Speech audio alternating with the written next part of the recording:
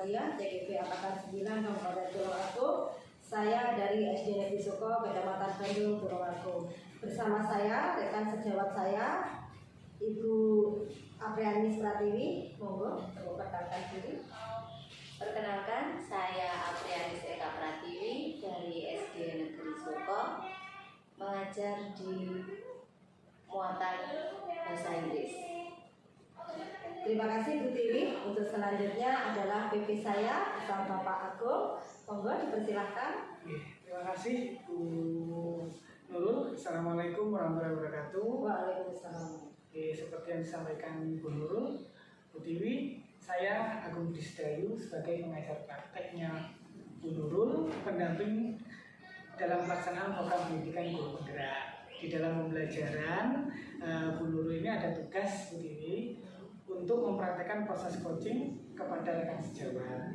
Nah, sehingga hari ini saya harus mengamati praktek yang dilakukan Bu Nurul dalam mengcoaching panjenengan. Baik, Saya persilahkan, monggo silakan Bu Nurul untuk memulai proses coaching hari ini. Assalamualaikum Bu Nurul. Waalaikumsalam Bu Tiwi. Kok tumben pagi-pagi misalnya ini kayaknya jadi serius nih. Iya, ini benar sekali Bu Nurul. Mumpung bel masuk sekolah juga belum berbunyi, bisakah saya meminta waktunya Bu Nurul sebentar saja? Ada sesuatu yang ingin saya bicarakan dengan Bu Nurul. Dengan senang hati, silahkan. Ada apa? Begini Bu Nurul, di perbincangan kita pada pagi hari ini, saya berharap setelah di perbincangan kita pada pagi hari ini, saya bisa merasa lega dengan apa yang menjadi permasalahan saya karena saya mengalami permasalahan dalam pembelajaran, khususnya pembelajaran yang saya ajarkan di SD Negeri Suko ini Bu Nurul. Seperti itu.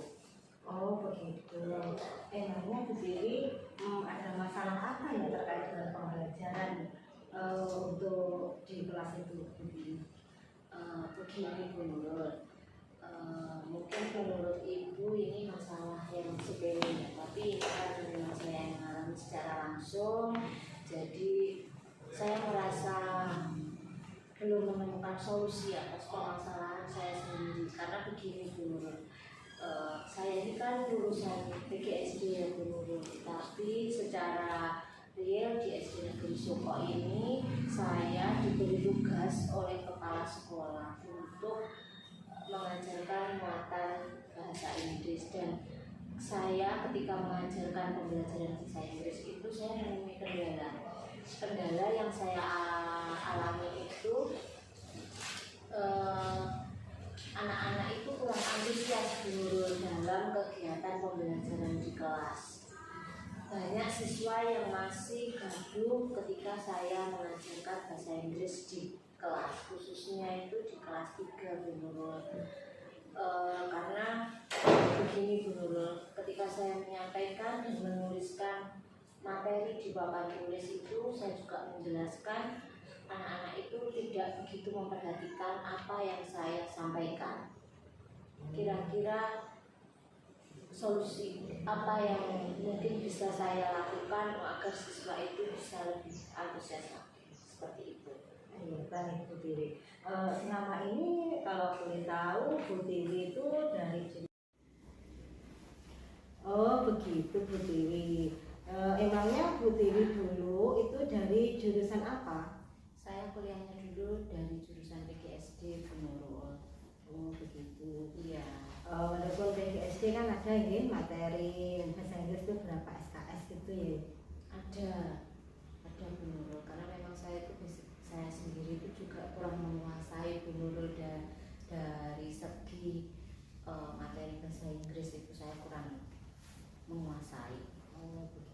Iya. Jadi memang ini juga kesempatan bagi Bu Tiwi untuk selalu mengupgrade kemampuannya, utamanya ini dalam menyampaikan pelajaran bahasa Inggris ini, bagaimana anak-anak nanti itu bisa antusias untuk belajar bahasa asing ini. Dan untuk persiapan Bu Tiwi sebelum memberikan pelajaran itu apa saja? Saya yang menyiapkan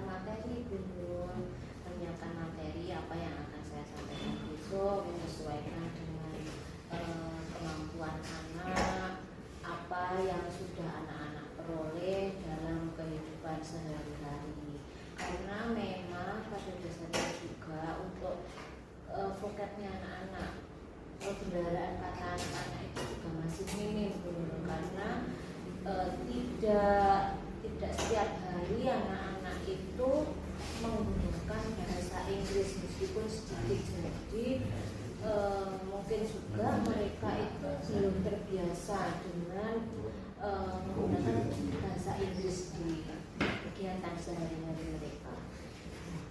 Sebenarnya sudah luar biasa ya seperti yang sudah dilakukan persiapannya dari materinya itu juga disesuaikan dengan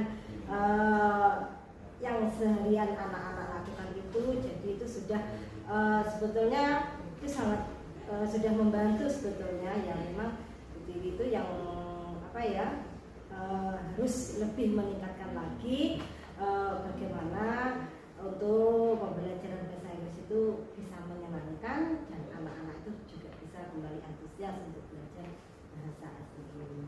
Nah, Bu Tiwi di